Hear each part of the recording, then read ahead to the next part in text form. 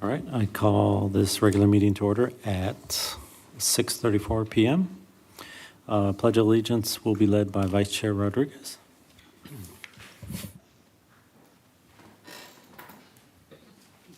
Pledge allegiance to the flag of the United States of America and to the republic for which it stands, one nation, under God, indivisible, with liberty and justice for all.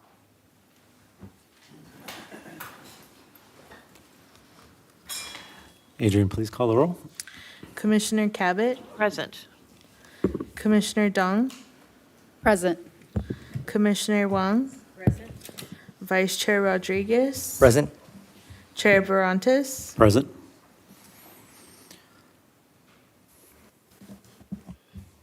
Okay, approval of the agenda order. Are there any objections to the agenda order? If there's no objection, state hearing none, the agenda order is approved.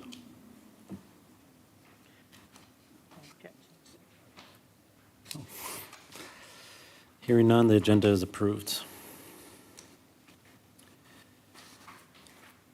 Adrian, please take the vote. Oh, no, right.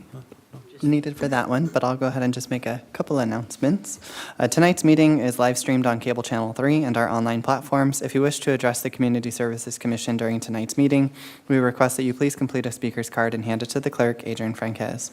When speaking, please state your name for the record. If you wish to be addressed to the if you wish to be added to the distribution list to receive Community Services Commission agendas, please email your request to cscommission@sgch.org. All right, public comment. This is time set aside for members of the public to address the Community Services Commission on items of interest that are not on the agenda but are within the subject matter jurisdiction of the Commission. Pursuant to the Brown Act, the Community Services Commission cannot answer any questions or take any action until such time as the matter may appear as an item on a future agenda. Adrian, do we have any public comments for tonight's meeting? we do not. Okay. All right.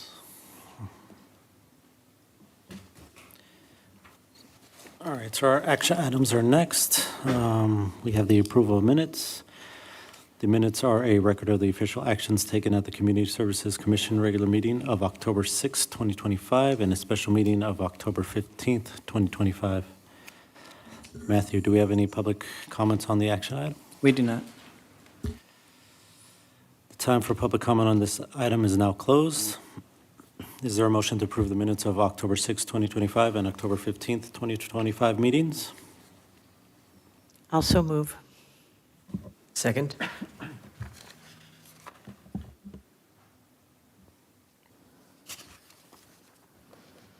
Adrian, will you take a vote? Commissioner Cabot, Aye. Commissioner Dong, Aye. Commissioner Wang, Aye. Vice Chair Rodriguez, Aye. Chair Barantes. Aye. Motion passed by a vote of 5 ayes, 0 nays, 0 abstentions, and 0 absent. All right, discussion items. Events and program updates. Staff to provide an update on the planning process and recaps for certain programs and events. Adrian, do we have any public comments on the discussion item? We do not. Okay, the time for public comment on this item is now closed. Thank you, Chair Barantes. So we'll start with just some staffing updates, and then we'll jump into a recap of the Fall Fun Festival. And then that will be all of our updates for this meeting. We'll have more updates at the next meeting, of course. And we'll touch briefly on tree lighting as well, but since it hasn't happened, it'll just be kind of what we're looking forward to. So our two newest staff members are Pamela Scott and Star Inger. Pamela Scott is our new recreation coordinator, and Star Inger is our new admin assistant too. So we'll start by introducing Pamela Scott. So if I can have you come up. All right, so just some background on Pamela, and then also what she'll be doing with us. This is her third week, I think? Yes. Okay. So she brings over 25 years of experience in event planning and community outreach, beginning her career at Cedars-Sinai Medical Center. Driven by a deep passion for serving others, she transitioned into municipal work to further her impact on the community in new and meaningful ways. Ms. Scott holds a BA in Business Management and a Master's of Business Administration. In her most recent role, prior to joining the city, she worked with the City of Redondo Beach, where she expanded a variety of services for older adults, including nutrition programs, arts and crafts, physical activities, and technology classes. So it became very apparent that she wore many, many hats. So she was ready to take on San Gabriel, wearing many hats here as well. Pamela has also played a key role in organizing major community events such as the Health and Wellness Fair and Pumpkins in the Park. In her new role with the City of San Gabriel, she'll be providing oversight of facility rentals, the custodial team, and special events such as Fall Fun Festival. So please join me in welcoming Pamela. Thank you. So good evening, Chair and members of the Commission. I am so excited to be here. I'm so excited to be part of such a vibrant community. Community engagement and outreach is a passion of mine, and so I can't wait to share all of my skills and learn all about San Gabriel. So thank you for having me. Matthew has been amazing, as has Andy, the entire team, so I am so excited. Thank you.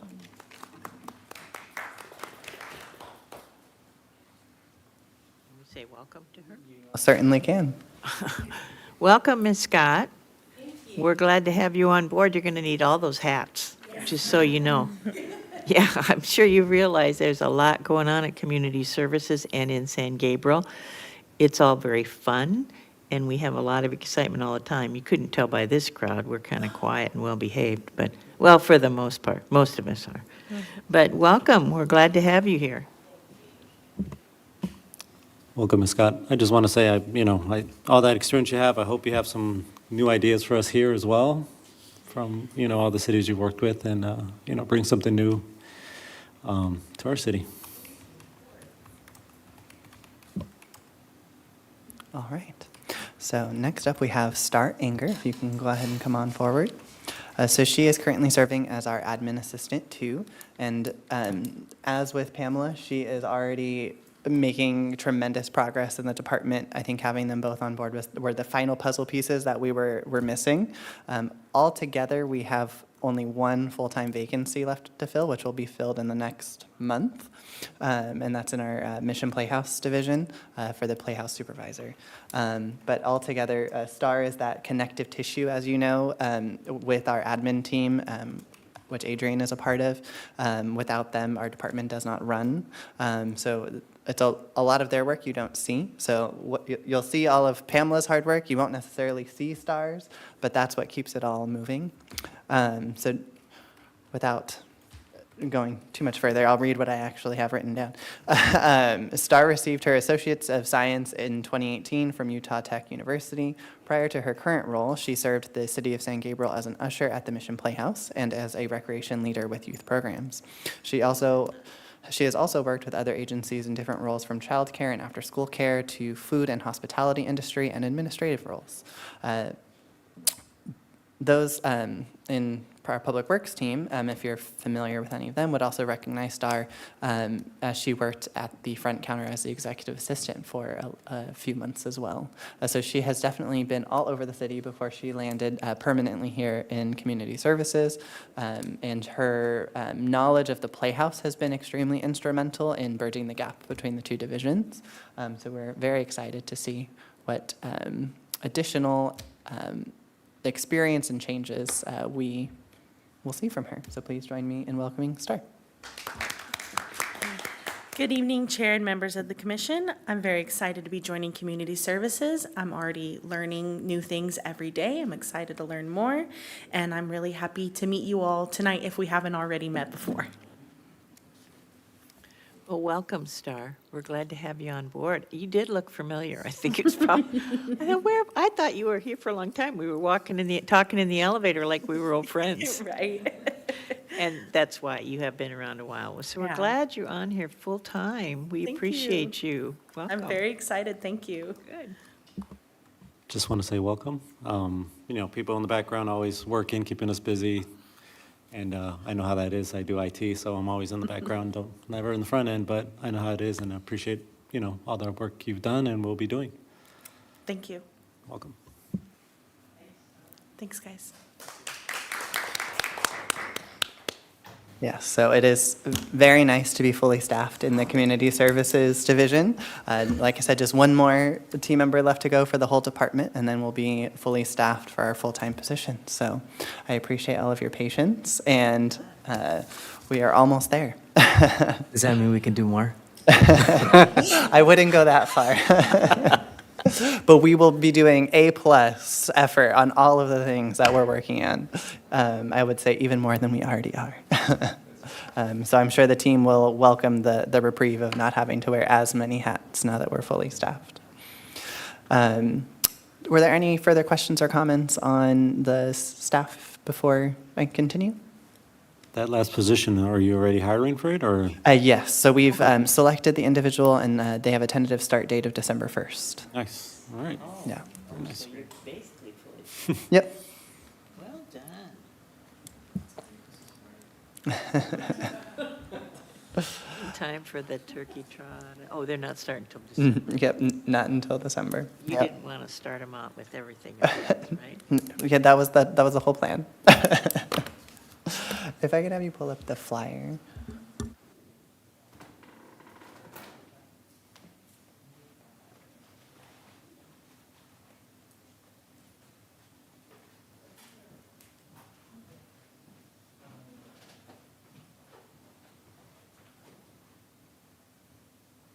Apologies, we're just going to pull up the flyer for Fall Fun, and then we'll get started.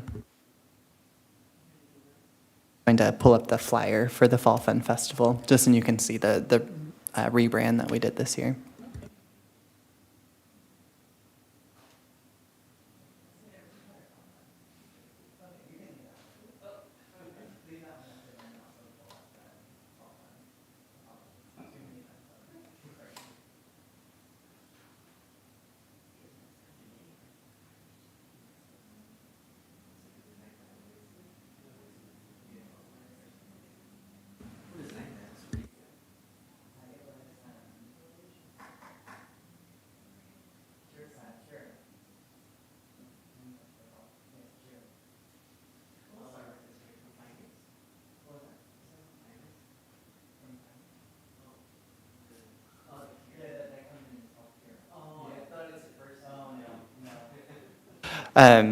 Yeah, so we'll start with Turkey Trot. Turkey Trot is coming up on November 15th, so not a recap, but just kind of what's coming ahead. Andy Shoup is the one that is spearheading this event, Recreation Supervisor. And you'll notice it is completely different from any other year. So even though it's the 48th annual, it is a completely new route. It is a closed course, so there won't be any cars that are allowed to pass throughout the route, and it will be here in the Mission District. So Mission Drive between Broadway and Mission Road, as well as Santa Anita between Broadway and Mission Road will be closed, up until where the old chamber was, the old St. Gabriel Chamber of Commerce building was, will be closed. So we will have a 5K, a 2.5K run and walk, a kids 1K, and then a mini mashed potato dash, which will be at Plaza Park. I will say Andy is very excited about his mini mashed potato mash, so we're really hoping that people participate in that one. The hub of the event will be at Plaza Park, so there'll be a DJ, there'll be a photo opportunity. Like I said, the mini mashed potato mash, that's also where check-in will happen, and then all of the awards will happen there as well. So very different format than we've had in the past. And then you'll see that we also removed the 10K. There weren't a ton of registrations in the past for the 10K, so we're not anticipating that having a major impact. And then also different is that we've changed timing companies. The timing company that we've used in the past is no longer operating in California. Luckily, Andy came with that knowledge from other cities, so he had another company that he's worked with, but they don't handle registration. They just do the day of timing. So we're doing our registration through our Mission Playhouse system, Audience View. So people have been able to register relatively quickly. Just a couple days after releasing registration, we had 57 registrants. So since then, I'm sure we've had more. Our maximum for this is only 150, just because it's the first year, and then we'll be making some revisions in future years to be able to accommodate more.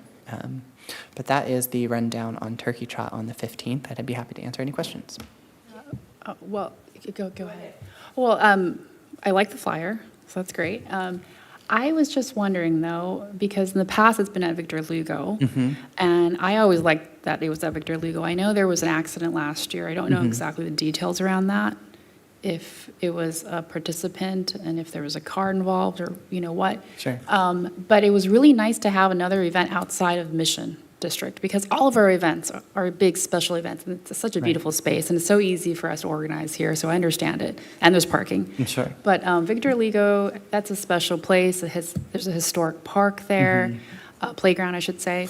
And, you know, one of our missions is to connect all areas of the city, and this was a way to sort of do that. So I was, you know, in terms of thinking, are we moving it back at some point to Victor Lugo after this year, or are we thinking this will be its permanent home for years to come? Sure. No, I appreciate you asking that question, because that is a great point. So we looked at the potential routes at Vincent Lugo, and there was no way to offer it with a closed course. So when we've offered the event in the past, the streets are not closed. There is police presence on Wells just before hitting Prospect, and then at Prospect and whatever that next street is, but otherwise it's just open.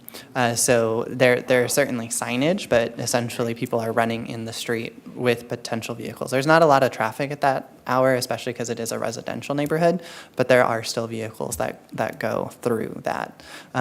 So in increasing safety and increasing the control over the event requires street closures. But in order to close down Vincent Lugo, because of the number of outlets and inlets, I should say, that would have required more resources than we have in-house. So it would have required more hard closures, more barricades, all of which we don't have, and then additional staffing, which we don't have at the time. So we can certainly revisit an event at Vincent Lugo. It just wouldn't be a closed course race, or it would be a much smaller race. We were able to accommodate the 2.5K, but to accommodate a 5K at that location wouldn't be feasible given the resources that we have. So that was unfortunately the reason why we made the decision to move it to the Mission District. Was there feasibility on doing it south of the valley? South of Valley. We don't have any other Central Park locations other than Marshall, but we would have run into the same issue as Vincent Lugo, because there's too many different streets that we would have had to close down. Especially since that one's a bit more densely populated. Around Marshall, we'd be impacting a lot more homes, whereas in the Mission District, we're not impacting a lot of residents. There's a few businesses, but most of them aren't open at that time. Okay. It sounds like this is a much safer option. Correct. Correct. And, you know, it's my personal favorite. I've never helped at this one, because they would get up at 6 a.m. down to Vincent Lugo, and I wasn't about to do that on a Saturday. However, this isn't that far, so I might come down and wander down. You know, I could even walk to that. It sounds like it's very well planned out and much safer. What is the potato mash? What is that? It is essentially a very small little race that will be on the grass for the little ones, toddler age. So then they I can love have that. something to participate in as well. I love that, because the best part of the Easter egg hunt is the little guys. The diaper brigade is the best one. Yes. So they're just going to supposedly run a little ways on the grass. Correct. That's great. Now, is that the first time you've ever done that? It is the first time. I've never heard of I it. will say I am not that creative. Andy came up with it, so I think the name itself just makes you want to figure out a little bit more about it. So I think you're going to draw crowds for that reason, but also because of the safety factor, and everybody knows where. I know, you know, like you said, everything is at the Mission, but that's what people know and understand. And well done. I like that idea. Could there be a separate flyer to kind of show what a mini mashed potato dash is? We had not planned on it, but that is certainly something we can work on for next year and potentially add it, at least in the meantime, add it to the website. Yeah. Mhm. The second page is just our translation. So all of our special event flyers get translated into Spanish, Chinese, and Vietnamese. Or maybe at least social media post about the Yeah. mini mashed potato, because that will be. Just have an image of what it is. Yeah. 'Cause I'm thinking mashed potatoes, like they're going to make mashed potatoes. I know. Oh, I thought they're Yeah. going to be stuffed. But if they see that, I mean, especially for me as a parent of a toddler, I'm pretty sure I'd be like, oh, that'll be very interesting. DJ would love. Yeah, he would love to run You around. need to take him to that. I know. He'll have such a good time. I love that idea. I think it's really, really well planned out, and as you said, much safer for everybody. Excellent. But to clarify though, so because I volunteered, my kids have run, my husband runs, we take our friends out to this. So for us, we love outdoor activities, so we're always doing stuff like this. But at Victor Lugo, for the 1K, I guess, for the kids, it was always enclosed. It was never outside on Del Mar Avenue. The Del Mar Avenue route was just for the adults. Correct. Which obviously there were cones set out, so it wasn't like people were like mixing with the traffic. There was literally a lane that was created with traffic cones so that people could be running. So how many years has it been at Victor Lugo? It's 48 years. Has it been there? To my knowledge, the 47 years it's been at 47 Vincent years, Lugo. so it is really the only event, apart from in the summers, we used to do some summer events in Victor Lugo, the movie nights. Correct. I don't know if we do that still. Right, we still have the concerts, movies, and then Play Day. And then the play date one, sometimes that moves around, right? I feel like there was something else canceled during the summer, but. Not that I'm aware of. It should just still be the Play Day. We did cancel Surf's Up several years ago, but that was here in the Mission District as well. So in terms of making the decision now, I mean, it's been there for 47 years, which is not a good reason for it to also be there for the 48th year, but why this year? Why are we moving the event to the Mission District for this year versus all the other years? Yeah, so I think as Commissioner Cabot alluded to, really our concern was the safety component. How can we ensure the safety of all participants? And with traffic, we can't control what other people do. We can control what people do within the course, but not what others do. And I think that's, if we can control that in the Mission District, that was the main reason. Well, and people are used to having these streets closed Correct. for the Mission District. It's not, if you did it down by the park, they would maybe, because it's residential. That's pretty cool. Yeah, but we can certainly explore other options.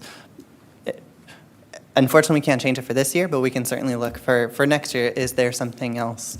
Maybe the commission has other thoughts in mind that we can revisit. Maybe it's a different format, whatever that might be. Yeah. Or something to even replace Turkey Trot over there that is still an active event, similar to like the bike event that I believe Chair Barantes was mentioning over at Marshall. Maybe that's over at Lugo instead. I was going to say, those that register for their turkey trot, you get their emails, right? Correct. Can you send out a survey to them saying, hey, I was going to say, find out what the response was. maybe after this one, say, hey, how did you like it? Yes, no, what can we change? Just ask questions and Most get it definitely. from them directly. Since they're the ones participating, Sure. they'd be the best Yeah. source. Get a response to see if they liked this better, if they want to go back to the old Sure. format. Yeah. Well, Del Mar it's such a special street. If there was a way we can just, block off just that block between Wells and Valley. Obviously, that would be the entrance to the 10 freeway, Right. so all that good stuff. But, if it's early hours, Pasadena does it all the time, but they have their runs. So, it'd be nice to be able to rethink the traffic patterns in Del Mar Avenue just in general. Yeah. But certainly not for this year, Sure. but looking forward, because if we are talking about drawing more people from different parts of the city, and thank you for the map too, on the back of this agenda, where we look at where people live. There's certainly, it looks like a pretty good split, right? Correct. South of Mission versus north of Mission. Is that Mission? I think that's Mission, right? So it'd be nice to bring those events to them. you know. If not Marshall, you know, I brought up the bicycle idea, maybe we can move to Victor Lugo then, you know, and do something like that. Okay. Thank you, though. Of course. Are there any other questions or comments on Turkey Trot before we move on? No? Okay. Before I go, because I've never helped out before, what, as you know, that's been a running joke for us for years, that I would never show up at that. Would you need us to help with anything? Not as early as 6 a.m. Definitely not as early as 6 a.m. So we do have on council schedule to be there at about 8:45. Who will be? Council. Oh, okay. To do our placement awards as well as some of the other prizes that we give out, and for a kind of a mini welcome ceremony. But we will also need people to give out the participation, Okay. not ribbons, medals at the finish line. So that would be anywhere between like 7:45 onward. See, you know, that's more doable for me. Much more feasible, yes. So you go earlier. This last one year I went to give out the medals around the time frame, and everyone was done already. I was They were like, gone. They were gone. They were fast that year. I was like, oh no. Very efficient, huh? Were there any other questions? Okay. Would you mind pulling up?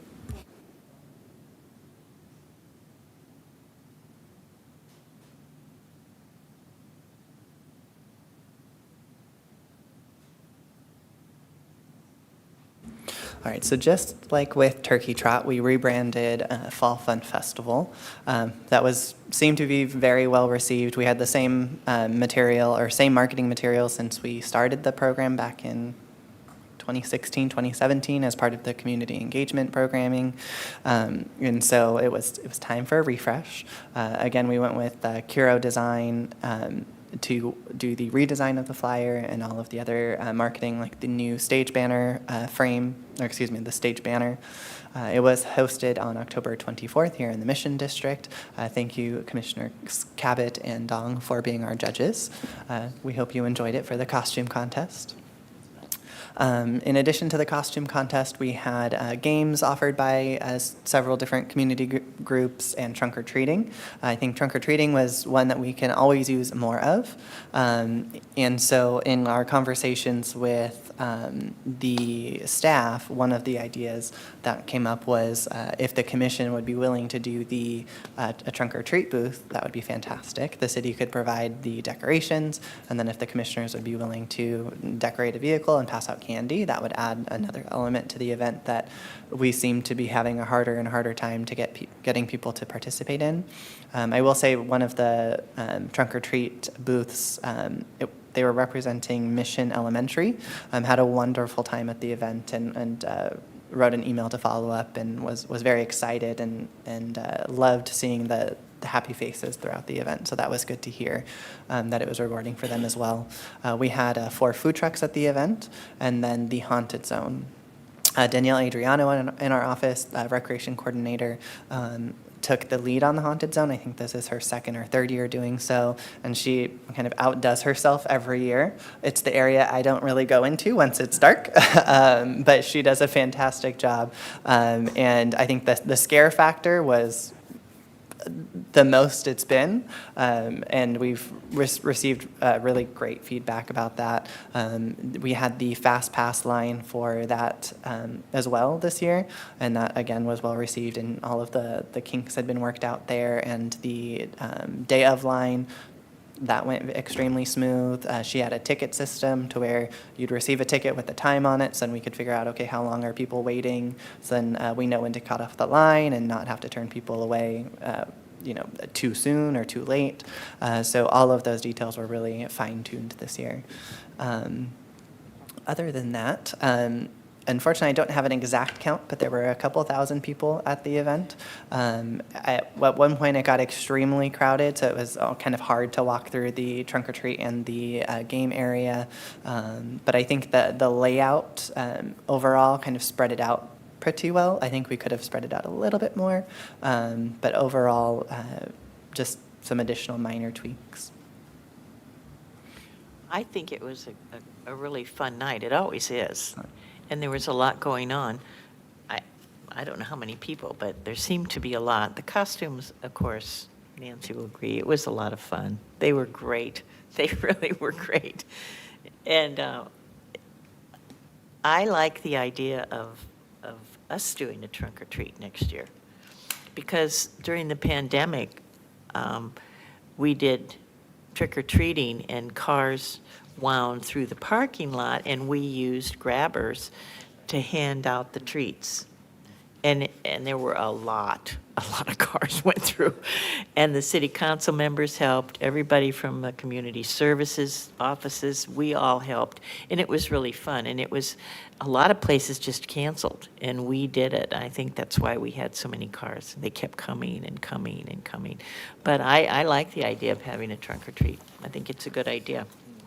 We could actually probably have a couple, couldn't we, with this many people? So I thought the costume contest is so much fun. I mean, every time I participate, I'm just like, so creative. Right? All the parents, they put so much heart and effort into it. It really is for the parents, but for the little ones too.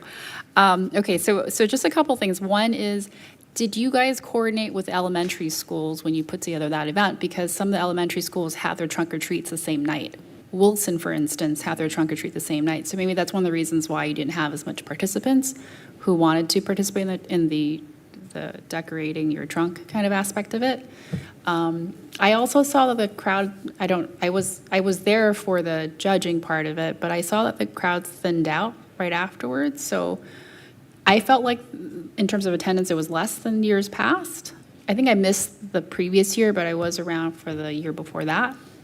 Actually, I think I've been every single year for like the past 5 years, but I felt like the attendance was less. And so I wonder if it's because when and there's always going to be a conflict, right? Because there are so many elementary schools and there's a junior high and the high school. So, sort of nailing the right date is going to be hard because there's so many activities around Halloween as well among, just outside of the city of San Gabriel. But is there a way we can coordinate with the schools a little better so that you have more families and kids coming out? Yeah, we can certainly try. I will say we've had the date set for several years, and they know about it before theirs are planned typically. And so typically it's them proceeding with the date regardless of the information that we've provided is typically what happens. But we can certainly try an additional way of communicating to see if maybe they understand that the gravity of having both events at the same time and that we're pulling on the same participation pool, if you will, and hopefully that will help. But that would be in terms of the month of October, that first weekend always goes to dumplings and beer. So then we're kind of short on, that really only leaves like 1 or 2 more weeks that we could play with. But we can certainly look at it. Yeah, but how do you usually message the elementary schools? Is there like a standing meeting where community services representative meets with the leads in all these schools? Do you send out an email? Yes, so we always send out an email to the principals at all of the sites, so they're aware and can also help us promote the event. Most of the time, these functions that are on site are not put on by the school, they're put on by the PTA. And so really it's beholden upon the parents, and we don't have that contact information to be able to communicate with them, because typically each year it's a new contact. Yeah, it is. Yeah, and it is organized by the PTA. I wonder if the principal, is it feasible to get the information for the PTA? There's probably a liaison at the school district who is like the constant person who will introduce the PTA to the new schedule of events for the year. I will certainly try. I don't think that position exists. Yeah. To my knowledge, that each school works pretty independently. There is one district member that is kind of the unifying factor for the after-school programs, but I don't know that exists for the school day or PTA functions. But we can certainly try. Potentially we can reach out to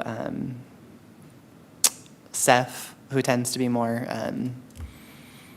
in tune with the PTAs, and see if they have that contact or at least be able to share our contact information with the PTAs. And not just for the Fall Fun Festival, for all of the events Right, that we have, right. because when we had our youth ambassadors, we sort of talked about that. How do you get more students involved and to come out on these events? And it was sort of the discussion was around who are the key decision makers or the key communication points within the school districts so that they can pass the message along to their PTA members or student body. Yeah. Yeah. So second question, comment, / I've asked about this before, for the food trucks, is it possible for them to display their prices? So some of the food trucks did, and I really appreciated that, but, I want to say half did not. And we're not talking about price regulation, we're just talking about just make your menu known and the pricing known. And if you're coming to a city event, I feel like that's an ask that's appropriate.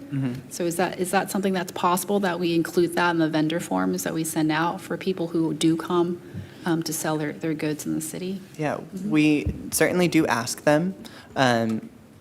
We could require them, but unfortunately for an event like Fall Fun Festival in particular, we are trying to pull teeth to get people to come to this event as a food truck. It is not something where we have people that are signing up to do this. It's really the food trucks that have partnered with us on other events that are happy to jump on board with us again and take that kind of calculated risk, if you will. Whereas if you take an event like Dumplings and Beer, it's much easier or Lunar Lantern Festival, for example, where you're going to get 5,000, 10,000 people, and they're going to make a substantial amount of money. It's much easier to make requirements for them. So we require the business license and the health permit and all of that, but anything above and beyond that, if we add must-haves, we run the risk of not having any food trucks. Unfortunately, that's usually what we end up with. A lot of food trucks, because I've worked with them before in other events, and they make so much money, or they're not going to come. So you basically have to say, okay, we guarantee you're going to get this much, or they're not even interested in coming. And that's hard to do. So we're fortunate that these ones that have been with us before are willing to come for this event, because it's not as large, as you said, as the others, where they're going to have a good crowd. For the other events with the food trucks, how many do we have usually about? For the larger events, typically those have a mixture of food trucks and food booths. I don't have that information off the top of my head, but it's closer to like the 15 range. And the compared first to- first one or the next one coming up would be which one? The next large event would be a Lunar Lantern Festival in February, I believe. I'm just wondering if we can almost kind of require, for the larger events, do you have to cut off food truck vendors that you get so many type deal, or you always have enough room? Typically, I can't speak for either of the events. Unfortunately, Lunar Lantern is run by the food trucks are brought in by the third-party World Journal in this case that we partner with, and then Dumplings and Beer is hosted by Econ Dev. So I don't know if they're turning away people. I don't wondering- think so. I don't Okay. think that there's that much demand because usually they're having to go out calling and researching people to pull in for the event, especially since it's so specific. Like you want dumpling vendors at Dumplings and Beer. I was just wondering if we can kind of say, hey, if you want to participate in a larger one, you have to sign up for, one of the smaller ones type deal. If it gets that crowded to the Sure. point where you can actually pick and choose who can participate. But most of these food trucks, are they charging us to go? No, right? They just take a percentage? Or Yeah, so for events like Lunar Lantern and Dumplings, we charge them either booth fee or a per truck fee, and then all of the other events, we don't charge them anything, they don't charge us anything. Of course, other than the business license, and they are paying the city for that. But we as a department don't charge anything. Okay. And the Halloween one is difficult to pull people because there's so many other events? Yes, so you're battling everything from SGV and LA in terms of pulling trucks, and unfortunately, just the entire month of October, all of the different Halloween events, it is their busiest time of year. And we can't do the food booths We could. with the places in San Gabriel? Yeah, we certainly can do food booths, but regardless of where they're located, the startup cost, if you will, for it is much higher, because we would need to provide the tent, as well as a warewash station, as well as sightings, as well as making sure that there is an inspection before they start serving. So it is much more labor intensive, and then also working with the county to be sure that we're pulling out the health permit, which also comes at a cost. So it's not impossible, but Just a there lot are more costly steps than the food trucks. Okay. I usually see a line of food trucks around south of Valley on San Gabriel. Is that city sanctioned event, or it's just, hey, you just go in there and line up? Because there's a lot. I don't know who organized it. Maybe we could tap into that person and get him to pull the food trucks into the events. Yeah. Right. To my knowledge, it is not an event. It is not organized by anyone. City of San Gabriel, along with almost all of LA County cities, have food trucks are allowed to sell at any location. From my knowledge, I'll say limited knowledge, because that's more of our code enforcement and econ dev department, that just happens to be the location that they find to be the busiest and most attractive for them. But I don't believe that it's organized by anyone. That's very interesting, because you already have foot traffic in an event. You know what I mean? But I think the So- ones you're talking about, they're just organic. It's just individuals, and as long as they have the city permits, Yeah. they can park wherever they want within the city and sell their wares. But that's what I'm saying. In terms of if you're competing as a business, you have 15 food trucks there, or let's say 10, 12, and you're competing against 12 others on organic traffic, right? But you have an event that has specific traffic that's coming in, and there's only 4 or 5 of you. So I don't know why it doesn't make sense for them to just jump in an event and be like, hey, you know what I mean? They So probably it's feel that just they interesting. have to pay the city something in order to be here, and they don't. They just park down on Valley, they don't have to do anything, they just have to have their their permit.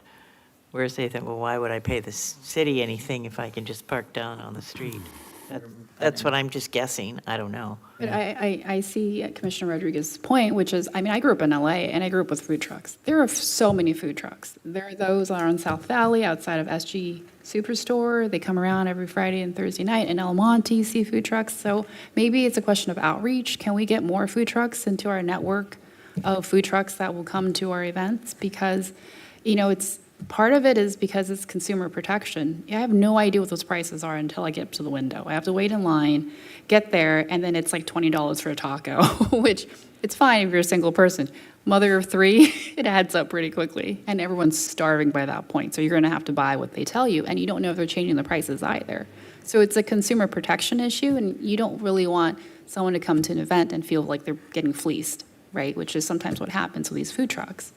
I've been to other events around San Gabriel Valley. I grew up in LA, so I've been to many events throughout my life, and I find it's interesting that San Gabriel, in terms of cost, it's always higher than anyone else. Like Temple City, Rosemead, Alhambra, Monterey Park, when they put together events, you go out there, you're spending X amount of money. In San Gabriel, you have to multiply that by 2. Why is that? Maybe there's something we can learn from the types of vendors that they were able to get out, to come out to our events. More mom and pop. Yes, there's going to be a language barrier, but we should bring in more food trucks, maybe that, where their family language is not English, but where their family language could be Spanish or Chinese or something like that, and the price point might be lower too, because they don't do as much advertising. Their food truck isn't amazing, they're not fancy, but, it's the stuff that we grew up eating. It's just really insight, because I'm kind of perplexed on why, because I'm pretty sure it's profitability, right? Any business person would understand that, hey, why don't I just go there? If they're not, which means it's probably a profitability concern. But, I mean, it's my speculation. We have to figure out what it really is, so. Anyway, going to my comments on the event. I think piggybacking on, is that even a verb, on what you were saying about the coordination with the schools. Have you guys ever tried switching weekends with Dumpling Fest, Beer and Dumpling Fest? Only because of those are totally two different demographics. So even if it falls into the same time as PTA, it will not split into any participation because those are just really for kids and you have something that's really for adults. So I don't know if it's something that we could think about. I don't know if there'd be if there'd be a lot of participation if we move it up earlier a week, but it's just something that if it's a considerable percentage of the population. Only because I arrived at the event around after 6 because I had to get back from work. But it wasn't as much as I think I just heard. It was almost really crowded earlier. I did not experience that because it was pretty manageable after 6. I was there at 6:30, so it was okay. But yeah, that was at least my take on the traffic. So I don't know if that has anything to do with other events around pulling the participation in. But I think it was good overall. It was fun. Even, I didn't think it was super crowded, at least at that time. I still made it to the tail end of the costume, the costume contest. They're cute. They really had to make carts out of it. It was really creative. Yeah. And the haunted zone, it was so good. I almost thought I had to bring my other daughter to therapy afterwards. It was so good. Yeah, she was like freaking out. It was really good. It was really good. So, but yeah, everything else, I think it's still a really good format. If it's not broken, right? Keep on doing it. But again, maybe just keep tweaking. For example, the trunk or treat, which I think is a really good idea if we join in next year or something like that, and some of the other activities. But it's good, yeah. I was going to mention for the PTA, because I'm on the PTA board for Coolidge. They all have an Instagram account, so that's one way that you can connect with all the local schools. And they all should have a website, a PTA website, that should list the members on there. I know this because I updated ours after, I don't know, a few years someone wasn't doing it, so I just jumped on it and updated it. So, but yeah, they all have their Instagram accounts. You can message them, and with whatever questions you have, that's definitely an option. But like you had mentioned, I did end up going. I told you I was kind of getting over being sick, but the kids wanted to go, so we went. And I want to say I was there around the same time-ish. And it did not seem that crowded to me. Especially that I feel like there's a lot of, obviously, maybe it's just not that many people signed up to help, but in front of the water fountain, on the street right there, it just seems really empty. Like there's like nothing there, just a big old gap between the food trucks and then the trunk or treat cars and whatnot. So, but yeah, going through the cars, the few cars that were there, none left early, right? They just all stayed. Okay. Yeah, that went quick. That was like really quick. So we definitely need more participation. And like I said, like my school or my son's school just had their trunk or treat the week before, 2 weeks before. We had 10 cars showed up. So, that's something we definitely could have said, hey, if you guys want to, help out at the city or something. And then one last thing too, would there be consideration for any prizes for the best trunk or treat car? That might help some people. That's Yeah, what we did that's with great. ours. So, the top 3 would get a cake from, yes. Paris Baguette. Uh-huh. So, and they were actually willing to donate it. Yeah, they would. So, save some costs there. If it's not the cake, but something else, maybe reach out and say, hey, can you donate? And we'll advertise you or, give you the props you deserve. But, yeah, I mean, I think if we can reach the PTAs for those schools, they would, be more than happy to at least let those who participate in their trunk or treat know about it. Yeah, actually, you know what? Because PTAs are always about raising funds. Maybe they can start giving them a booth that they can sell stuff in the event. Because now even all of the kids would have to participate, or whoever, they're pulling people in. Right now, you have the participation of the different PTAs in the event. They can, I don't know, make money percentage-wise. Maybe if they'd sell something, they can raise funds because you have traffic, and now you have twice the traffic because you're making sure you're not competing with all the other events that they have. So I think it's a win-win. It's something to explore, yeah. I'll just make one last comment before we move on. The costume contest was so well organized. They made it easy for us. You really did, ladies. It was, because I did it years ago, and it was kind of chaotic. Well, a lot chaotic. And it was so smooth and so easy to do, and thank you for that, ladies. You did a great job. It was a lot of fun, a lot of fun. If there's nothing else on Fall Fun, we'll move briefly to holiday tree lighting.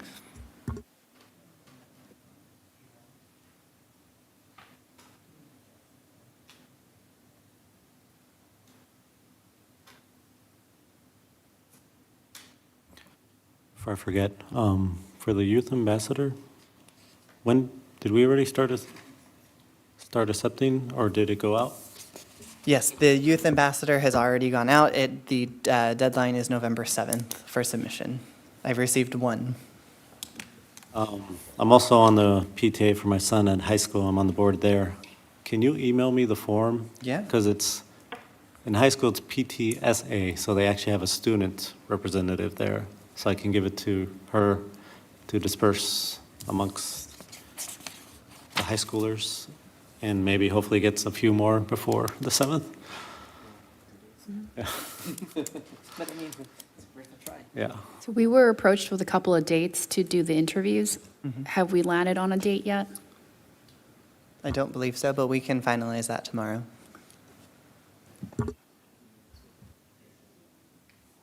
Oh, yeah. I think Wednesday, I can't do it. It looks like we were still waiting for some responses from commission members, so we'll resend the email and then see what we can lock in. If we need to push it back a week, we'll do that to be sure that we hear from everyone. Received 2 responses for Wednesday, November 12th. I think I'm one of those, but I'd have to rescind my my vote only because of now I have a different schedule, so I can't arrive here until around 6-ish. So I'll resend it tomorrow morning, and then if the commission can just respond midday Wednesday, then we can finalize a date or discover that none of the dates that I send out work, and then we'll go back to the drawing board. Great. For the holiday tree lighting, it is going to be hosted on the first Tuesday of December, as it has been historically. It will be the same night as the commission meeting, council meeting, from 6 to 8:30 over in Plaza Park. We will still have the visit from Santa. There will be the trackless train rides, which will shortly, people will be able to do the pre-registration for the Santa photo lines and the trackless train rides, and then the tree lighting ceremony will start promptly at 7. And then, of course, we will still have the Taste of San Gabriel. We are still looking for vendors or restaurants in San Gabriel that are willing to participate. So far, we have 2 applications. So if we can get to 7, that would be ideal. We have staff that are making phone calls and sending emails, and then also our econ dev team has also done a fantastic job of outreach. They've put it in their newsletter. They are going restaurant to restaurant, working on another project, so they're also promoting this one. So hopefully in the next week or 2, we'll have more participants. But that is what we have for tree lighting. Do the previous participants not sign up again? Pardon me? Do they not sign up year after year? Not typically. I think the problem is, I've talked to some people, they don't feel they can afford to give away free food right now. And that's understandable. I mean, we all know the cost, and their costs have gone up. And I'm wondering if we even should have Taste of San Gabriel. You know, if we're just going to have 2, and it's, they are, it's just not feasible for restaurants. I think that's why you're not getting them. They can't afford to give out free food. They're struggling as it is. So just something to think about. If you don't get enough, maybe just say we won't do that this year. When do you usually get a good amount by? From Varies? the time that we started it, this would be the third year, hasn't been a huge turnout. So I think the most we've had is like 9 vendors. Do you get Well them fairly received, but early? Like, you get those 9 signed up early, or do they? no, Wait they till all last minute. waited until the very Oh, last okay. minute. So that's hard. Yeah. Okay. So everyone that participates does find it worthwhile. And we receive good feedback from those restaurants saying that, it did turn into something positive for them. But as Commissioner Cabot mentioned, it is costly. And they for haven't them to come do. back, so I'm just wondering if they're being nice or. And that is very possible. That is very possible. Okay. Well, to me, the people are basically coming to the tree lighting and their kids that are playing in the music program and Santa Claus. That's why they're there. They're not coming to get a meal.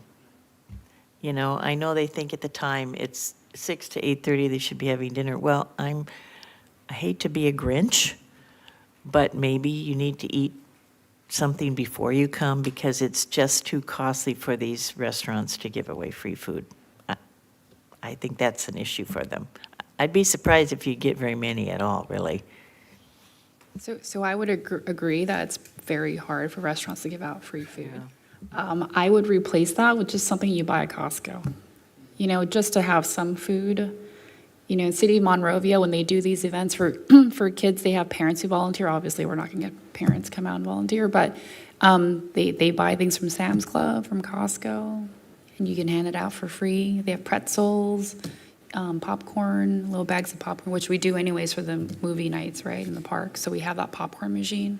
So there are other ways that we can replace the food element, and I like that idea, and you can, like you said, at Costco, you can get even the individually wrapped cookies that aren't that expensive, so you can just hand those out safely. Everywhere they go to see Santa Claus, they get a candy cane, okay? Not that they really need that, but just to give them something, The parents don't need to have the food. It's for the kids. So I think I like her idea of coming up with something and say to the restaurants, okay, this year thank you for offering, but you don't need to. We're going to do something else. Or maybe we can just do away with marketing of it as Taste of San Gabriel. You can do things simultaneously. If someone still wants to come in and wants to promote their products, because it's still marketing, they're paying free, instead of paying, for example, for actual marketing, they're giving free samples of their food. So if someone still wants to, great, they could do it simultaneously.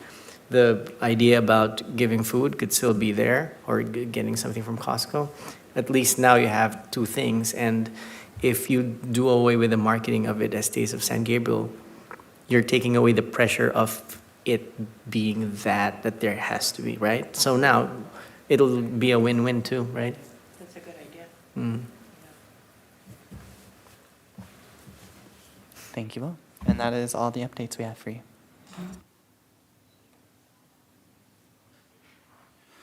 All right, if we have nothing else, we'll go to the discussion of our work plan.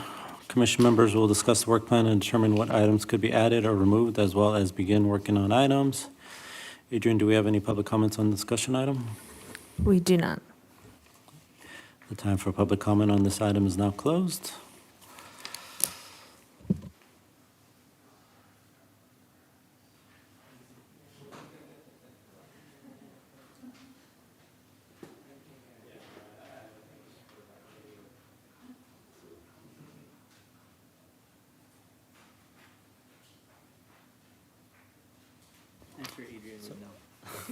Adrian would know. We're trying to keep track of where we stopped last. I remember you sent the survey questions, right? Yeah, it was Uh-huh. attached here. Yeah. Oh, are they? Oh. If you'd like, I can jump in. So I updated the work plan. So the commission added 1D, which is optimizing participation, gaining residents versus non-residents.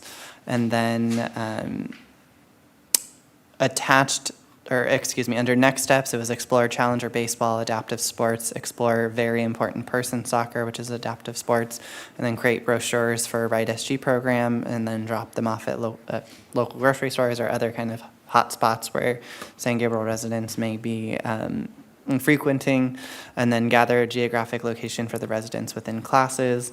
And so you'll notice just behind the work plan are some follow-up items from the previous commission meeting, which one is the resident survey. These questions were provided by Vice Chair Rodriguez, and then we provided just some minor edits and then just example answers for them to choose from. For example, one is, do you live within the city of San Gabriel? Yes or no, and then if no, then what city do you reside in? And then beyond that is the City of San Gabriel participation map. So that is an item that has come forward several times. So they are dispersed throughout the city, both north and south region. About 35% are non-residents, 65% are residents. And then the two maps show unfortunately, the system that staff were using, it wouldn't allow all of the 6,600 account holders to be on one map, which is why you're seeing it in two different maps. But essentially, if you overlaid them, you'd see there's quite a bit of overlap there. But I will turn it back over to the commission. I would recommend probably just focusing on the resident survey. I was going to say, can we rearrange at least one of the questions on the survey, number 11? Can we move that to number 2? Because first question, do you live within city of San Gabriel? And then 11 is, if you live in the city of San Gabriel, do you live north or south of Valley Boulevard? Just the flow makes more sense. Yeah. That's a good idea. Yeah. Where are we meant to deliver this survey? Is it? Sure. So At events? the discussion at the last commission meeting was to put it on SurveyMonkey so that people could fill it out online at events, so a much broader reach than previously.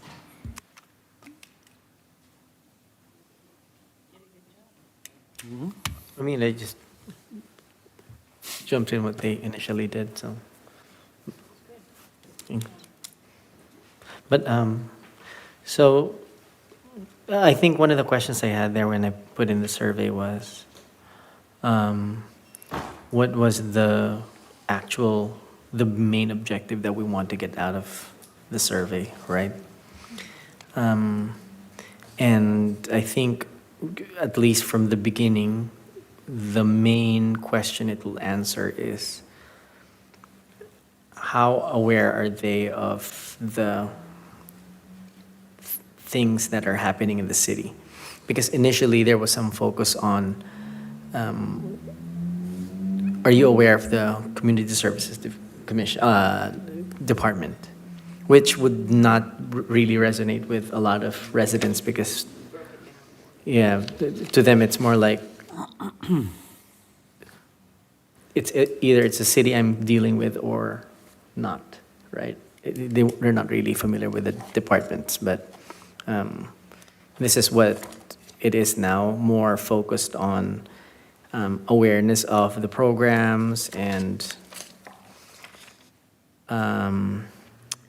knowing where they live, which is huge, and for us to see, maybe correlate the answers based on where they live, right? So for example, hey, are you aware that there's transportation, for example, and they say no because they live at south of the valley, so maybe that could be an opportunity for us to tap into. So I think this is, at least from those that I added, right, from what they already did.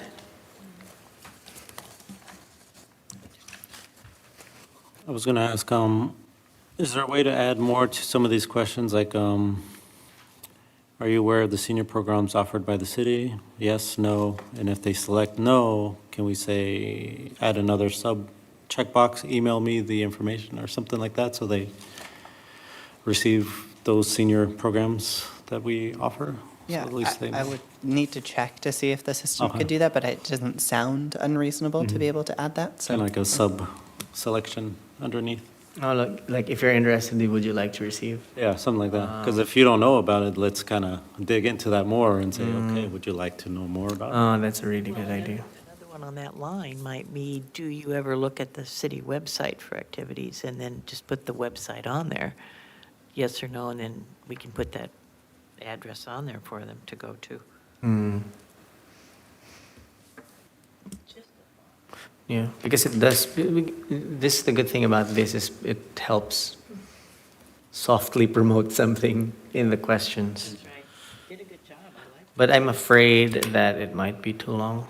Can you imagine if you're in an event and you're walking and someone gives this to you, it's like, and then you'll see really horrible responses on 8, 9, and 10 because they're like, let's just like finish this. You know what I mean? I think it's too But bad. maybe after we could just put the actual site under or At the very bottom, not even yeah, the question, no, just list it there. yeah, That's a good idea. so that they can just click it if they. So they know it's there. Mm, Most people are aware that there is a website, but they don't take the time to. yeah, but then it's like now a soft push, like, oh, you know what? After me putting my mindset in it because I'm reading it, let me click on it, right? So that's what's going to happen. Does the website separate transportation, senior programs, free youth programs to their own page? Or they're all in one? Apologies, I only got a half of the question. Or maybe you have the, sorry, I was writing as you were talking, so my apologies. Yes. That's not really right either. So everything will be linked. So if you're on the senior pages, there'll be a link on the side for transportation and Right SG. So then maybe So all that's- we need then is just list the website on there, just as a reminder. Well, I'm just wondering if they're interested in senior program but don't care about the free youth program, we don't want to link all the programs together. They should, that's what I'm saying, if there's a separate website just for the senior programs, then sure, put the link there. If you want to put the general website link up top so that's the first thing they see, that's fine as well. But I think specifically for these questions, there should be a direct link to whatever they'd like to know more about. Especially if they're online, then they can just click on it, right? Mhm. Yeah, online for sure. Okay, I'm sorry. We should let you in on this. We're just having this. So I don't know, did that make sense? Yeah. We can certainly link the web pages. There are sub pages. So under our department page, there's senior programs, youth You got- programs, and then. So the link to the senior program Yeah. would go under the senior question, the link for the youth, free youth programs go under there. So instead of just like the main page where they're like, oh, now I gotta find, I mean, it won't be that hard, but, you know, some people aren't very tech. Then we wouldn't be adding any more questions. It would be actually in with that question. You know what I'm saying? It's embedded in that question, the link. Like click, Yeah. or just click to see Senior- more. Senior programs, that's embedded. Click to see the senior Or programs. click if you want to see more, something like There that. you go. Would you like everyone to be able to find the webpage, whether they know about the senior programs or not? So for example, like if Yeah. it said no, then it could, like a sub question would be, Yeah, you can keep that there permanently, I think. okay. Okay. And the general. Or maybe hyperlink the senior programs in the actual question. Although, what's going to happen there is, if this will be more of a straight up research, really understanding about awareness, that will kind of dilute the answers. Because they could be like, click here. So I will click and check if I am aware of it. You know, that possibility. So now I'll be like, oh yeah, I know this. So now they can go back and click yes. But So you don't think that they'll continue with the questionnaire? they still will. It's just the how organic and how pure the answer of the question is, it'll be diluted. That's what's going to happen. Is there a reason why we're just concerned about the free youth programs versus just all youth programs offered by the city? We as staff did not generate the question, so I don't know the intent behind it. Because, you know, the summer programs are all paid for the most part, except for the mission, Parks with a Mission during the summer, which is not paid. The summer camp, there's a fee attached to it. Obviously, the swim programs, there's a fee attached to it, ballet, everything else. Because there are free youth programs, right? There are, but is there a reason why in particular that we want to highlight the free programs versus Free sounds nice. just youth? We should put that in bold, capital letters. That's a really good question, because now I'm thinking about it. Those are just some food for thought. You can think about it longer. No, because, again, I think maybe, because I was under the impression that this was the running survey, that I would just have to jump in and see how I could help improve it. But even if there's no specific intent, maybe we can go backwards. Because we can go backwards on actual objective, and that's where we base the questions on. Because what happened here, it's the other way around. There's already questions, and I kind of inferred on what it was, so I just made it, I just put in my suggestions. But I think it's more of, what do you guys really want to know? And then we put the questions in, because now we have the real authenticity of what we wanted to find out. Is that something that the city cares to know about?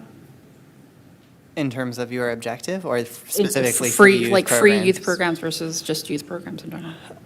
We're pretty familiar that people enjoy free youth programs. I think in general, people love any of our free programs. The harder sell is always anything paid. So if there's a distinction being made between the two, we would, as staff, would need more information on paid programs versus youth programs, versus any free programs. Well, again, going to the step back phase, is there anything that your team would like to know for you to be able to do your programs better? And if there's anything, do these questions help serve that? I think that's my question now. Well, we just sat in on a, I don't know the term for it, but a workshop for the Mission Playhouse. Should there be a question about the Mission Playhouse? How many events have you gone to the Mission Playhouse in the past year? Yeah, we certainly can. When we mix the Mission Playhouse division with the other operations of the Community Services Department, it tends to confuse people, which is why we tend to not keep them. We keep them separate, but then our operations are integrated. So in terms of public outreach, we try to keep the Mission Playhouse as kind of an independent entity, so it has its own identity. Well, in my mind, it's more related than transportation. Most Okay. community services don't provide transportation, I would think. Okay. But that question is on here. Are you aware of the transportation resources offered by the city? The Mission Playhouse just offers events, and Community Services Department also offers events. It's just the venue is different, Sure. or it's specific, or it's a particular venue versus, but most of the events happen in the Mission District anyway, so, and the Playhouse is just right there. It's just a question, so since, we are taking comments. I know, I feel the Mission Playhouse is separate from city.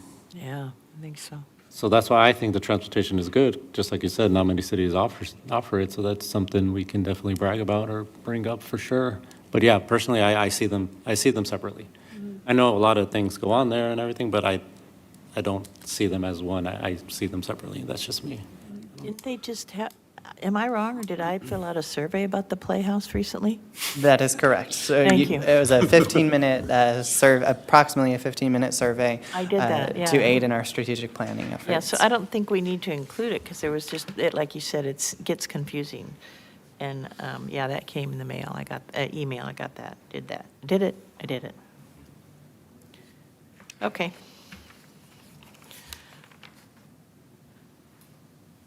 Yeah, I mean, I think it was written here too, and this is the bigger part, the biggest part, I think, that the commission should also confirm the end goal of the survey.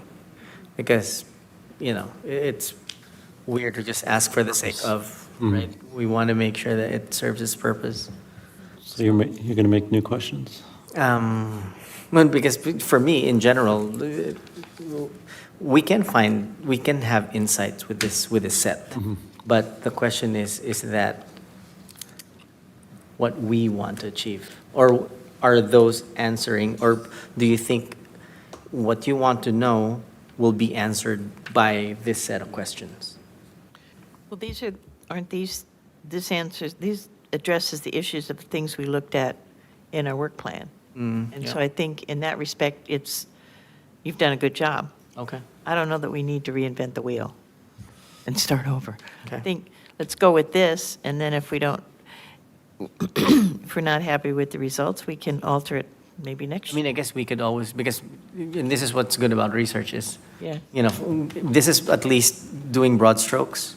Right. And then if there's anything, we'll get the results and then we can help brainstorm and try to understand which ones we want to zoom into. I suggest we leave it as is, because I think you've done a really good job. I like Davis's, Bronte, Yeah. Commissioner Bronte's idea of 11 under the one, but other than that, I think it covers all the questions we discussed in our work plan, and like I said, why reinvent the wheel? We can maybe get more detailed next time around, next year. We just have to avoid having to ask surveys all the time. Yeah. Right, and they'll be like, Yeah, "There's I another mean, survey?" I see what you mean. I see these questions more as awareness questions, Right. but we would like to make the questions more, how can we make it Yeah, beneficial for because if there's Matt and already his- some. Matthew and his team? Yeah, if there's already some questions that you can answer, right? It doesn't make sense to add those questions in. So now it makes it shorter. So I guess, But yeah, just Yeah, just so I guess- very broad yeah. strokes. So bottom line is, I think this is good, at least in terms of it aligning with how we're trying to look at the work plan. Right. But if there are any questions in here that you feel like you can already answer with whatever data you have, you can take it out, so it'll be shorter, and then we can go with whatever would be left. It's almost like what questions would help you? Yeah. Well, that would be something that you and your staff would have to. go Yeah, through. that's the thing. You guys would have to discuss, like, if we're doing a survey, what will actually benefit us? Because this, like I said, this is more of awareness. Do you know the programs we have? Yes, no. Like, it's nothing specific nailed down. It's just very general, yes, no questions. Broad strokes. But, yeah, just more specific. So I think Nancy was saying we should delete the free youth program, just youth program. So that in general, it covers everything. I think that way it's more comprehensive, that way you could get more information. I think all the question that we were asking is, that all started from the senior program lunch, I was asking Matthew that how many citizens or senior citizens from San Gabriel, but majority of are from Alhambra. So that's what it led to all those questions, because we try to figure out how many actual, San Gabriel residents actually participate in all these programs. So I think we should delete the free. That's just my opinion. It should just be a youth program, and then keep everything simple, because you don't want people, standing there writing all this. Yeah, that's just my opinion. Yeah. I just like free because free will draw them in and then they can see the paid options as well. That's my thing. The free will draw them in, and then once they get to the free part, they'll be like, oh, okay, well, they have swim classes where you gotta pay, okay. Gotta bring them in. No, I understand your. Credit card fee now, because, yeah, it's just two different, it's totally two different mindsets. Because if you ask about that, if they're aware, now we're leaning towards, hey, did you know? It's more like, hey, did you know that we have youth programs? Now, if we're saying, if it's asking, are you aware that there are free youth programs? Oh, there are free programs. You can have that percentage of respondents would be like, oh, yeah. Did you know, are there free programs? Oh, I didn't know about that. So now you're half promoting it too. So again, we can go with either. It depends on what objective we want to achieve. In that case, then, we should say, are you aware of the discounted transportation resources offered? Are you aware of the free senior programs offered by the city? Yeah, then you need to cut it. Because if we're just trying people and draw people in, so that they get on the webpage and they're like, whoa, what about this? Why don't So we now, it's still good. Again, now it goes into, we're using this to promote the, I think that's what we're coming down to, right? We're building awareness around city activity. and while we're promoting at the same time, trying to get some insight. It's just, again, broad strokes and, okay, yeah. So now these sounds like just promotional questions, but we still would like to know what would, help, Matthew and his team build and, just do more with the information instead of yes, no stuff, I guess. You know how sometimes they try to put in questions in surveys to see if they really did the questions? Like, right? Like, how many times have you brushed your teeth today? It'd be like, they'd have to answer it.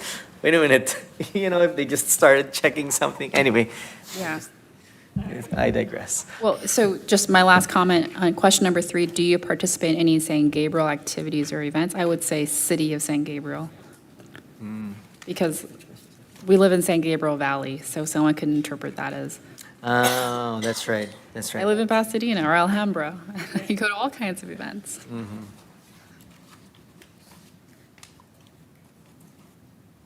So now you're really focusing on when we're asking about the city, they know it's the city of San Gabriel. Yeah. Because the other questions are just offered by the city, I offered by. cannot tell you how confused people are when I say I live in San Gabriel. Can I? We're in San Gabriel Valley. Like, where in San Gabriel? No, the city of San Gabriel. What are you talking about, city of San Gabriel? There's actually a city called the City of San Gabriel. I promise you, I live there. Yeah.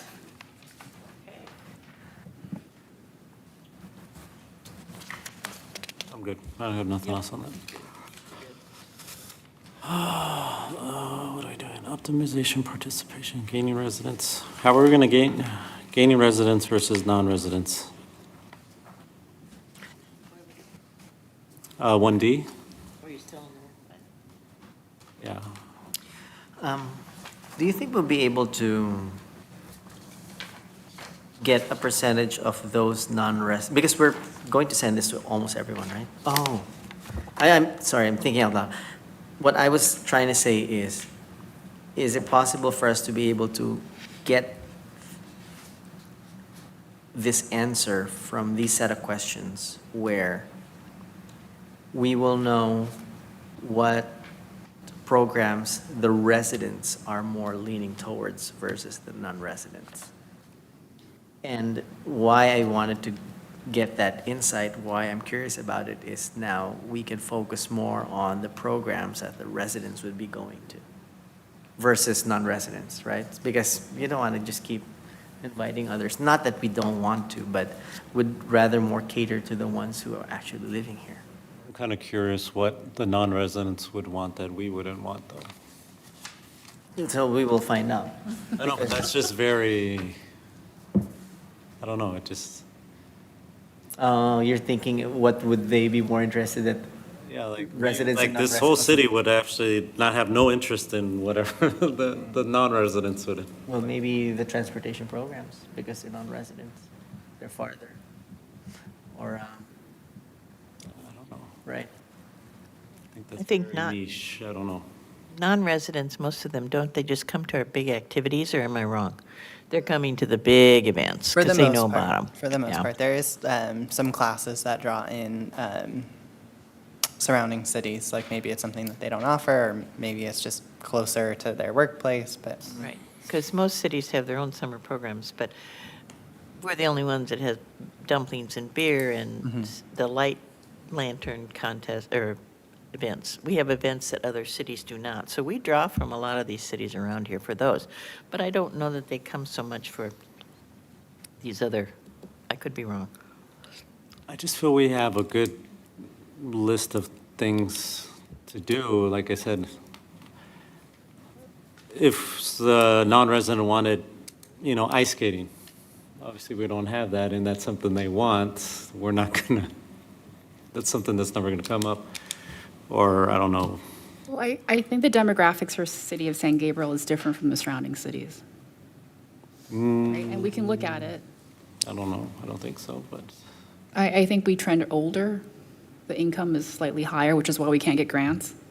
We're always, Monterey Park gets all the grants, Alhambra gets all the grants, El Monte, we never get any grants. But I'm wondering, what does More Monterey Park, middle-class households, what does Monterey Park have that we don't have, I guess? lower-income residents. No, with the Average. Well, if you're lower programs income. or something. Right, but if you're a lower income resident, you're going to want more free programs. Whereas families here in San Gabriel are okay paying a little bit just so they have a quality program. You know, it doesn't have to absolutely be free. But we're trying to consider what the outside people want. So if they want free programs, free youth meals or whatever here, Do we we're want not to? going to be able to do that, just like you said. So that's not going to matter to us. I don't, it's not something we can do, pretty much. So that's why I'm wondering, the programs that the outside residents want in San Gabriel, is that something that's feasible? Oh, well, I mean, for me, I'd rather not focus on that. Yeah. The focus would be more just the distinction of If you just want residents, non-residents, cool, but why do we want to know? It's more of just ruling out, so more of if there would be any distinction for what residents want that the non-residents do, and then we'll focus on what the residents want. Does that make sense? So it's, the main idea of it is just really focusing on what the residents want. But now that you just mentioned about the quality or the free, I don't know if we should put that as an actual qualifier. You know why? Because maybe we're focusing on free programs, but the residents can actually afford it. You know what I mean? This is just, we're speculating right now. We don't know. No. So, we're trying to get taste of San Gabriel, but what if you actually just put in quality food trucks there and you will get participants? You know what I mean? These things we don't know. And I don't know if this is the opportunity for us to This is a find little out. different, but to address what Nancy said, one of the reasons Alhambra and Monterey Park get grants and money, they have state and federal representatives from their city, and they get it. It's not anything because we haven't tried. And now, the state doesn't have any extra money for that.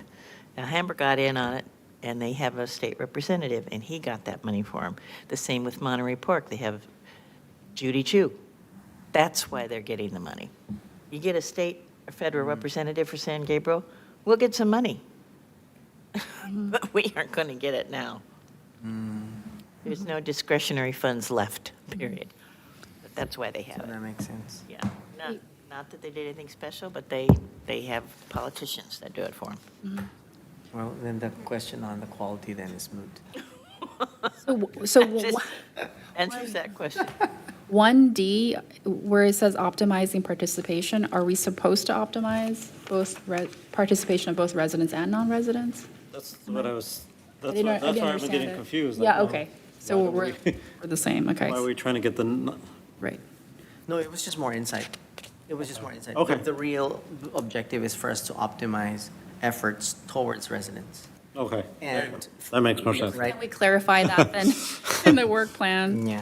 Because I was like, why do we? Yeah. Why So, do we so want- the- Optimizing participants So it's more like among the- residents. The reason why we're checking what the preferences are for non-residents and residents is so that we can just put a line and then understand more. Hey, if this is what they actually want, if the non-residents want this and the residents want this, let's focus on what the residents want. Yeah, let's focus on what the So, residents. you know what I mean? There would be overlaps in the insights in there. Because it's you, if you don't know what you don't know, or you don't know how good your house is if you don't see other houses. Right. It's in that line of thinking. So now if you understand things that are not, because we can't live in a bubble, we have to understand the other parts of it in order for us to be able to make a discernment, right? So this is what we're trying to do. We're just trying to get insights on broad strokes, and then once the information comes in, and then we'll just all brainstorm and think about it, analyze it together. Yeah. Okay. Can we move on or not? I'm okay. But I mean, if you have questions. Right.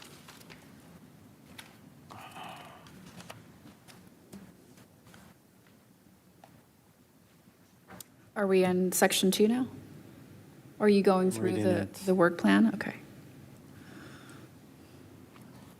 I mean, I'm looking at the next steps. I have to follow up on 1 and 2 for that. So I have nothing to update on that right now. So just on B, hosting a bike event. So Go SGV had a bike event yesterday in the city of El Monte. So they also hosted a bike event earlier this year in, it was from San Gabriel to Pasadena and back the to active South Pass. SGV. Active SGV, exactly. So, maybe we can just partner with them and see if they can, instead of having it at their location in El Monte, have the next bike event here in San Gabriel at Marshall Park. And I'm happy to talk with them if you'd like, or if someone wants to do that on your staff, since you're fully staffed up, for the most part, you could do that as well. If you know someone, talk to them. If you have the connections, that'd be a good idea for you to touch base with them.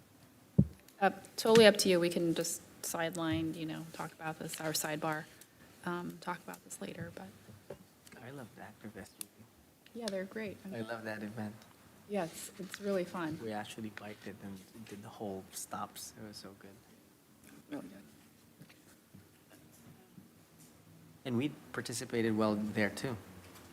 Because we had the end stop was here. It was good too. Are we through that? I mean, Well, I think a lot of these efforts will get insights too, once we get the answers from the survey. But I guess I'm almost thinking of moving to like an on-hold section or something, because that one we're, I think, going to consistently have trouble doing. which one? 2? Number 2. 2A at least.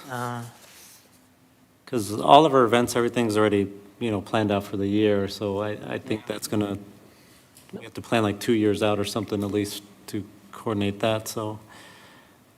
Well, if anything, I think, again, going back to the survey, it will give us some idea on how to do number 2A, because that will answer some of the questions. At least now we'll have a better idea, since the events have already been set anyway.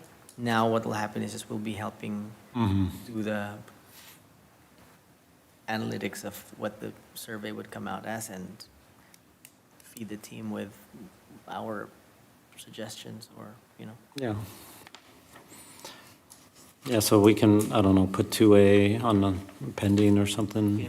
I mean, the 2A, I guess, could be this right, a pending star, but the effort that we're doing for this one is the survey. Because it Yeah. implements this 2A. And then 2B, she'll talk with the, whoever, or take it offline, whoever. And then 2C, resource fair, did we talk about exactly what type of resource fair? I don't think we did. No. I think it's more, if I'm not mistaken, we're trying to put an event Just something there. south of the valley. So Okay. to do an engagement, maybe, I don't know, something that would be more enticing to.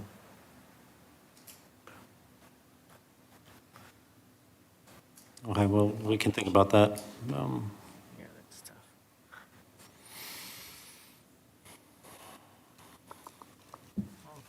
Yeah, I mean, I'm good for now. yeah. Have we tried getting sponsors for some of our events from the Hilton, the Sheraton? Hilton is building another building, which is taking 10 years now, but Del Mar Valley. Yes, back when we started most of these events, the Hilton and Sheraton have sponsored. In subsequent years, when the pandemic hit, the Hilton stopped sponsoring altogether. They may have sponsored some of the larger events. I don't have that information on me. But for the quote-unquote smaller events, basically anything that's not dumplings and beer or lunar, doesn't attract those sponsors. So we reach out, we're reaching out like year after year, event after event, but it's just not drawing those larger sponsors. So even not just the hotels, but some of the bigger businesses that we have in San Gabriel, it's not as much of a draw.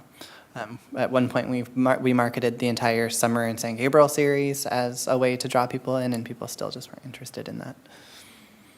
I'm wondering if, and I don't know if this is an economic development question, but if there's any awareness on the occupancy of the hotels, because if they need more people, maybe in the events, we could price out coupons for 20% if you know what I mean, stuff like that. You get 20% off if you come to the event and, sign up, and then you'll get a 20% coupon from Hilton. So when you go in there, it's like one free room for every 5 days, something like that. But you know what I mean. But I don't know, again, if it's an economic development thing, probably. In alignment with their realm. Also Tawa, which is where 99 Ranch is located on the valley, they've just it's a big paint job, but they have done some redevelopment of that space. Is it possible to host an event there? So there's parking, it's a huge area, it's historic at this point. I've been going there my entire life, so. Tawa, this is 99 Ranch, that whole commercial area, Oh, the one by the Tesla chargers. the one by the Tesla chargers. What cross streets? The Del Mar and Valley. Valley. It's the heart of the Asian community. South, So, and West. you've seen the development too. southwest of the, They're bringing in lots of different franchisees in now too. one with the Bafang jewelry store. Dumplings, they also have Arm Valley? yeah, jewelry Oh, I- Udon store, Place 99 that Ranch. opened Tesla there. Chargers. So they're bringing new, is it possible to have a city event in that location? Because that's at least not Mission District. It's not Marshall either. Sure. But they have plenty of parking. Sure, we can certainly look into it. I personally have never planned an event at a private location.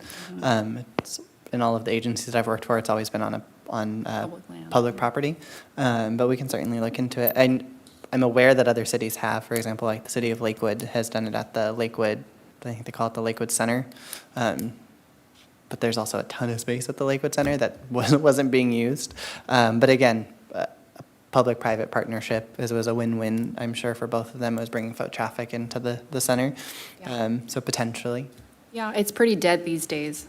I know it's controversial in terms of what they do with the small businesses there, but they are bringing new franchisees, and when I look, because I work from home, when I go there during the weekdays, there's very little foot traffic. So I'm pretty sure that they would appreciate some way of bringing the community out to that part of town. I have a question. What is the response of the businesses along Mission, especially every time they would have events? Restaurants, factory, tea bar, etc. Are they supporting the events, or they're thinking that it cannibalizes their business? Sure. I've only heard from one business that it impedes on their functions, and it's usually the street closure itself that impedes on it, because they're closing as we are setting up, if that makes sense. So there's been some concerns voiced about that, but that's the only one that I'm aware of. I know that there's another, it's not a restaurant, but it is another business, so when we close down the street, it makes it more difficult for their customers to access them, so they have to, kind of go around through the back entrance of the Mission Playhouse parking lot and then walk over. So that would be a barrier, but other than that, that's all I've heard. So it's just me now assuming I think it's okay. Because usually if you get complaints, it's really the noisy ones are the ones who, you know what I mean? That idea. So I have a feeling it's okay. I will say we've heard from another vendor, but usually if they're open, then they'll have a booth outside of their location.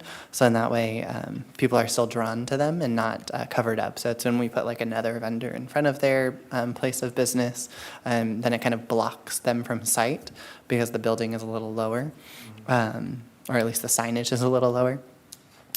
So we found some ways to make sure that they're still getting the foot traffic from the event happening. Because it happens, the events here happen often. So which means if it impedes on their business, there has to be some crazy noise about it, but it doesn't seem like there is. And the reason why I'm bringing it up, because I'm not sure if you can get testimonials or insights from the actual business owners who don't complain, and maybe bring it to the ones that are private like that area and tell them, hey, we can have an event here, look at the ones that they're straight and on mission, we're having these events and their business is thriving, maybe it will help your business too if we'll have it there. So that kind of insight, I don't know if it Yeah. All right. If there's nothing else, I'm ready to move on. All right, commission reports. Each commissioner may address the Community Services Commission and public on matters of general information and/or concern. This is also the time for commissioners to report on conferences and/or meetings they have attended. Commissioner Cabot? Well, basically, the only thing I recently did was I was a judge for Halloween custom, which was a lot of fun. And as I mentioned, it was just very well organized, which made it more fun to be a part of. This is just something of interest. I don't know if any of you know, there's a new art gallery in town. It's called Artists and Makers. You probably know. It's just on Valley. Public Storage Building. Do you know where Ogopogo is? It's on that little side street, but if you go down Valley and look, it's a brand-new building, public storage building, but on the front it will say Artists and Makers Studio, and there's this wonderful kind of an art display right on it. This is brand new. They opened in June. They have, well, I'm working on it now. They have 36 studios to rent to artists and makers. And this is something really unique for this area.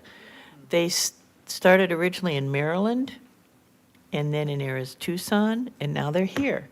So I think it's pretty cool that how they picked San Gabriel, they're supposed to be telling me. But, I mean, we're drawing really some artistic things, like I mentioned, the symphony the last time, artists and makers now. I mean, we're starting to draw some really interesting arts into San Gabriel. And so maybe we can be known for that besides just foodies. So check it out. You drive down there, you'll see it. There's an art installation in the front right now. I don't remember their hours, but it's really a unique place. And also, regarding the arts, you know, just a half a block away or a block away, I'm sure you're aware of the West California Arts Academy. She's been there forever. They are having an art show this Sunday for their senior art students, and you would be really surprised at the quality of the art, because most of these students get full rides to prestigious art community.